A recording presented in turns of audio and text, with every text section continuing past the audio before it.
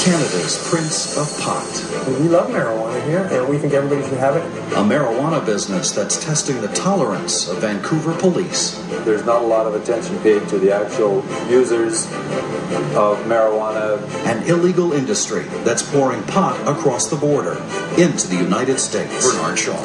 Welcome to Impact. We begin with a new and unlikely source of high-potency marijuana, Canada. Indoor pot production there is a spectacular growth industry. Nowhere is the boom greater than in British Columbia, where the crop is estimated at hundreds of millions of dollars a year, and much of that pot is pouring across the border into the United States. Impact correspondent Larry Lamont reports from Vancouver, where police tolerance is being tested by a flamboyant businessman considered Canada's Prince of Pot. Okay, copy, we're rolling. All right. Everybody's ready. Okay, let's go. An afternoon drama in Vancouver, British Columbia. Okay, I'll cover that window there. You're going to knock first, eh? Vancouver police got a warrant. Down on the ground. Get down. Stay down, keep your face Okay, we down. got one warrant here. Keep going. Police believe marijuana is being grown in this house. Stay where you are. Police, we have a search warrant! Raids like this are common here, an average of one every 3 days aimed at pot growers. I have reasonable grounds to believe there's cannabis equipment used in the production of cannabis marijuana. These young suspects are charged with growing marijuana. Maximum penalty under Canadian law, 7 years in prison. But the courts are lenient. Police say these young men likely will pay a small fine and do no more than spend the night in jail, even though they allegedly are part of a booming illegal industry. Pot is hot and getting hotter in BC, mainly because of the tolerance here from the courts and the citizens, and because there are plenty of places to do things secretly in this large province with a small population. But who in the United States would have thought the neighbor to the north would become a major supplier of high-grade marijuana? In fact, British Columbia has become the marijuana breadbasket of the western United States, mainly through thousands of sophisticated indoor growing operations like this one. If you add CO2, you'll reach 2 pounds per 1,000-watt light. And the man they call the Prince of Pot is one of the principal forces. He's activist and entrepreneur Mark Emery. So, you want American or Canadian? In Vancouver, you couldn't buy a pipe. You couldn't buy High Times magazine. You couldn't buy anything to do with marijuana in 1994. Now, we have a whole culture with hundreds of books, massive number of magazines, stores all across the country, marijuana cultivation reaching record harvests, and we take a lot of credit for that here at Hemp BC. We started this revolution in Canada. Nice.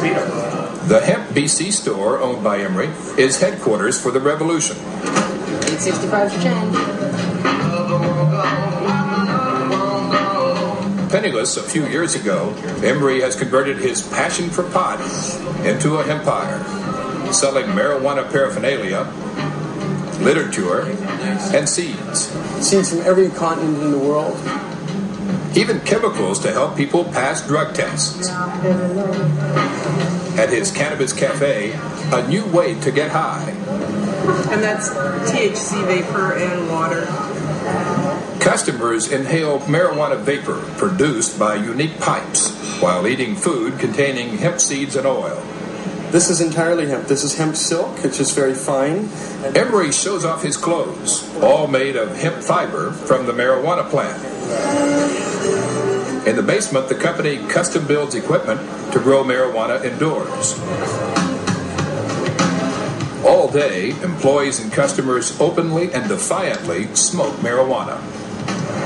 Outside Hemp BC, a policeman stops a motorist, but ignores what's going on inside.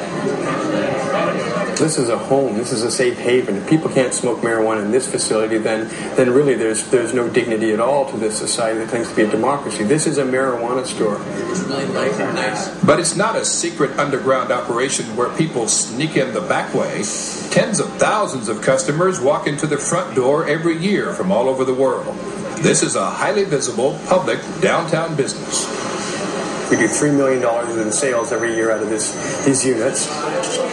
We have 35 full-time employees, 40 employees altogether. We have a $15,000 a week payroll, and we pay $30,000 a month for the government taxation. No, you got the seed catalog yesterday? Hi, it's the little grow shop. Mark speaking. But it's also a business engaged in illegal activity, and everyone knows it. What do you got here? In front of customers and our camera, a wholesaler brings seeds smuggled in from Amsterdam, where the marijuana seed business is legal. This middleman makes more than $100,000 a year. Okay, what's the bill? $2,100. Oh, geez. Are you sure you don't want stock in the company instead? No. The quality of this marijuana is staggering. It really is. Emery then marks up the seeds 300 to 400%. Some sell at 10 for $375. And that fellow just spent $250 American money on only 20 seeds. And that's very typical, and the government collected $35 in taxation.